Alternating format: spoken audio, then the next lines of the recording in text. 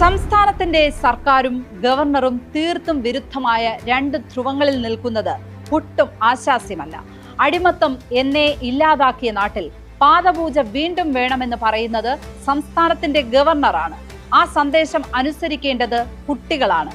അവർക്ക് ലോകത്തെക്കുറിച്ചുള്ള ധാരണയാണ് അതോടെ തെറ്റുന്നത്. സിലബസിന്റെ ഭാഗം എന്ന നിലയിലാണ് ചില സ്കൂളുകൾ പാദപൂജ ഏറ്റെടുക്കുന്നത്. ഇത് അധ്യയനത്തിന്റെ ഭാഗമാണെന്ന തെറ്റിദ്ധാരണയാണ് കുട്ടികളിൽ ഉണ്ടാക്കുന്നത്.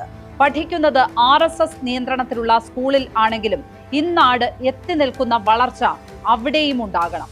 ഇല്ലെങ്കിൽ ഒരു വിഭാഗം കുട്ടികൾ വേറൊരു ചിന്താ പദ്ധതിയുടെ ഭാഗമായി മാറും.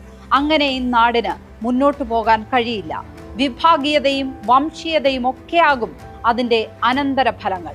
ബാലഗോകുലത്തിലോ RSS ശാഖയിലോ ആചാരങ്ങൾ നടത്തുന്നത് പോലെയല്ല വിദ്യാലയങ്ങളിൽ. അവിടെ 21-ാം നൂറ്റാണ്ടിലെ ശീലങ്ങളാണ്